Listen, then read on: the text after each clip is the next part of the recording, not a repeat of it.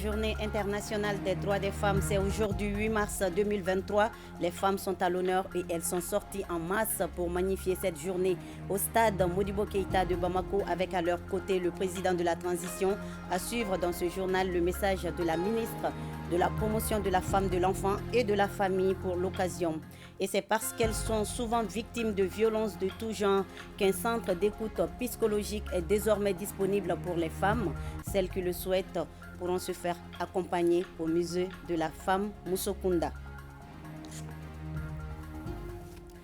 Madame, Monsieur, bonjour et bienvenue dans ce 13h. Nous sommes le mercredi 8 mars et c'est la journée internationale des droits des femmes. Femmes, actrices incontournables, debout pour la paix, la sécurité, la cohésion sociale et la réconciliation au Mali. C'est le thème de l'édition 2023. Ici à Bamako, les femmes se sont donné rendez-vous ce matin au stade Modibo Keïta pour magnifier cette journée. Le président de la transition est à leur côté ainsi que plusieurs personnalités. En célébrant cette journée, les autorités de la transition décident de mettre les femmes au cœur du processus de la paix et de la réconciliation. Cette journée est l'occasion de parler des avancées dans le cadre de la promotion des droits de la femme afin de lutter contre les inégalités. Le président de la transition rassure les femmes de son soutien. La cérémonie a été marquée par un imposant défilé des différentes organisations féminines, des reportages que vous pourrez suivre dans nos éditions futures. Mais avant, je vous propose d'écouter le message de la ministre de la promotion de la femme, de l'enfant et de la famille avec Awama Kamara. La célébration de la journée du 8 mars pour mémoire vise la promotion des droits de la femme. C'est aussi une occasion pour les femmes de mettre à nu les violations et discriminations qu'elles subissent et de revendiquer de meilleures conditions de vie et de travail. Elle donne également l'occasion d'établir un bilan sur les progrès réalisés en termes d'égalité et d'équité entre hommes et femmes dans les domaines économiques, politiques, sociaux et culturels. C'est enfin un espace d'expression démocratique et de plein épanouissement des femmes. Cette année, le thème international porte sur les technologies car elles sont bénéfiques pour les femmes. Une façon pour les dirigeants de mettre un accent particulier sur la promotion des TIC dans le monde. Au Mali, l'événement est célébré sous le thème « Femmes, actrices incontournables, debout pour la paix, la sécurité, la cohésion sociale et la réconciliation ». Les domaines d'intervention des femmes ont été fortement touchées par la crise. Malgré cela, elles sont restées résilientes et se battent au quotidien au développement des stratégies pour la promotion et la protection de leurs droits, permettant leur participation effective au processus de paix, de la cohésion sociale et de la réconciliation. La participation des femmes maliennes au processus de négociation formelle pour la paix est faible. Le potentiel culturel dont disposent les femmes maliennes peut contribuer à permettre le vivre ensemble. Au ministre Ouadidje Founé Koulibaly de saluer les autorités de la transition pour la désignation des femmes au comité et sous-comité de suivi de l'accord pour la paix et la réconciliation nationale issu du processus d'Alger.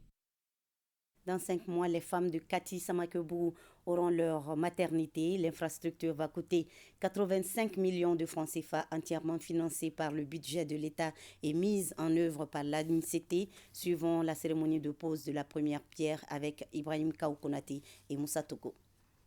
Ce bâtiment qui sortira de terre dans 5 mois de l'aide d'exécution des travaux sera composé d'une maternité, d'une loge pour gardiens, des toilettes, 4 magasins, un mur de clôture et une adduction d'eau. La pose de cette première pierre va contribuer sans nul doute au renforcement des capacités, à l'emploi des jeunes et surtout à l'assistance de nos braves mamans. Vous aurez désormais dans les jours à venir votre propre centre de santé ici à Samakebou.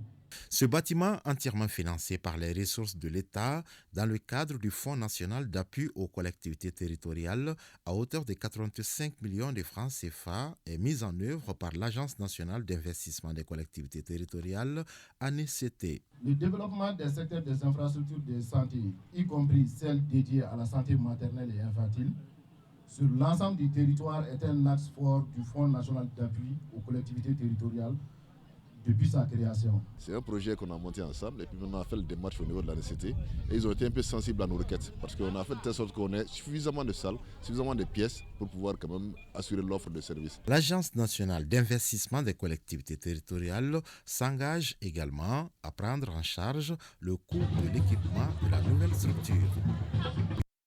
Et des jeunes filles, femmes de demain de la région de Dioïla ont reçu des bicyclettes pour leur faciliter l'accès à l'école. 816 vélos remis par l'ONG Fandema dans le cadre de la mise en œuvre du projet Suède, projet autonomisation des femmes et dividendes démographiques au Sahel. Reportage Djemba Moussa Konati. Elles sont 116 filles vulnérables de 19 écoles cibles de l'ONG Fandema dans la région de Dioïla qui viennent de recevoir des vélos. Cette remise s'inscrit dans le cadre de la mise en œuvre du sous-projet d'appui à la scolarisation et au maintien des filles à l'école du projet Suède. En plus des cours de remédiation, nous avons fait des appuis en kit scolaire en faveur de ces jeunes filles également. Nous allons faire un appui hébergement en faveur des filles qui sont au-delà de 8 km pour regagner l'école. En plus de l'hébergement, nous allons également aussi faire des appuis bourse maman pour aider les pauvres mamans à maintenir leurs filles à l'école.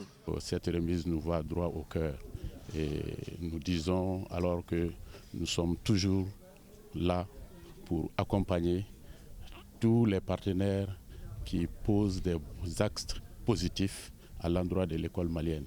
Cette initiative de l'ONG Fandema ou Aider soi-même vise à appuyer les filles vulnérables pour leur maintien à l'école afin de booster leur performance scolaire. Ces jeunes filles aujourd'hui parcourent des kilomètres pour pouvoir arriver à l'école. Donc le projet vient en appui pour leur permettre au moins d'aller à l'école dans de bonnes conditions.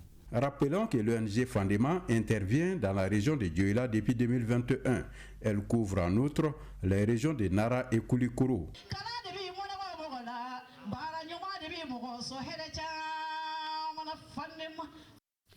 Le Conseil régional de Kayes a tenu sa première session ordinaire au titre de l'année 2023. Au cours de cette session, la restitution du compte administratif de l'exercice 2022. Compte rendu, Benoro Fofana. C'est dans une démarche logique que les conseillers régionaux de la région de Kayes se sont réunis ce lundi 6 mars 2023 pour faire le point du compte administratif de l'exercice 2022. Ce jeu démocratique des élus vise à instaurer une transparence autour de la gestion des affaires publiques. En début de l'année 2022, les conseillers ont voté un budget. Ils ont donné ça au président pour pouvoir faire des activités qui devraient être faites au cours de l'année. Et il est très normal qu'à la fin de l'année, que ces mêmes conseillers puissent revenir et demander exactement ce qui a été fait au cours de l'année 2022. Donc il faut en rendre compte. Exécuté à plus de 54%, le président du conseil régional Bandjougou Diawara nous donnera le point des recettes de fonctionnement et d'investissement de cet exercice 2022. Le budget total en matière de fonctionnement, c'était de l'ordre d'environ 8 milliards. Ça, c'était le budget global en matière de prévision. Mais en réalité, ce qui a été perçu, est d'environ 5 milliards. En termes de réalisation, on a réalisé environ 495 millions. Pour cette première session ordinaire dirigée par la seule femme de l'équipe, les conseillers régionaux de la Cité des Rails examineront et valideront le PV de l'année écoulée et les projets de communication du conseil régional. Le conseiller aux affaires administratives et judiciaires du gouverneur de Koulikoro a procédé le lundi 6 mars 2023 au lancement du premier passage de la campagne régionale de vaccination contre le Covid-19 à Moribabougou. Cette campagne vise à informer et sensibiliser davantage les populations pour atteindre l'immunité collective à travers l'administration de vaccins de qualité contre le Covid-19. Elle est organisée par la Direction régionale de la santé et de l'hygiène publique de Koulikoro. Reportage Ousmane Koïta. Cette inoculation du vaccin contre la COVID-19 aux populations de Moribabougou marque le démarrage de la campagne de vaccination contre cette maladie dans la région de Koulikoro. Pour cette campagne, la région doit vacciner 175 545 personnes. Dans la région de Koulikoro, nous avons 2 districts qui sont un peu à la traîne par rapport aux résultats escomptés. Il y a le district de Kati et le district de Kolokani. Ils n'ont pas encore atteint la moyenne régionale, encore moins la moyenne nationale souhaitée. Ce jour marque une étape importante et historique dans la lutte contre le Covid-19. dans la commune de Mourabou, où la réponse sanitaire sera à jamais renforcée avec les activités de vaccination qui dureront 10 jours. Le conseiller aux affaires administratives et juridiques du gouverneur de Koulikoro a exhorté le personnel de santé au respect de la sécurité vaccinale conformément aux directives nationales au cours de cette campagne. Pour ce faire, 2393 vaccinateurs volontaires, 502 superviseurs coordinateurs, 2847 mobilisateurs et 40 radios de proximité seront mobilisés. Les autorités régionales ont signalé que le seul moyen pour se protéger et éliminer la COVID-19 reste la vaccination. Il a par ailleurs invité les partenaires techniques et financiers à jouer leur partition pour atteindre l'immunité collective à travers l'administration des vaccins de qualité. Parlons encore des femmes qui sont à l'honneur tout au long de ce mois. Je vous l'annonçais en titre, elles sont souvent victimes de violences. Rien qu'entre janvier et octobre 2021, plus de 7900 nouveaux cas de violences basées sur le genre ont été répertoriés, d'où la mise en place d'un centre d'écoute psychologique pour les femmes au musée de la femme Moussokunda. Mariam Koulibaly. Au Mali, les chiffres ne cessent d'accroître quant au taux de violence basé sur le genre. C'est face à cette situation alarmante qui nécessite l'implication de tous que le musée de la femme Moussokunda initie la cellule d'écoute psychologique. Si l'on devait recenser les données fondamentales des atrocités commises sur les femmes au Mali au courant de ces 10 dernières années, l'on retiendrait à coup sûr dans les premières colonnes les statistiques sur les violences basées sur le genre.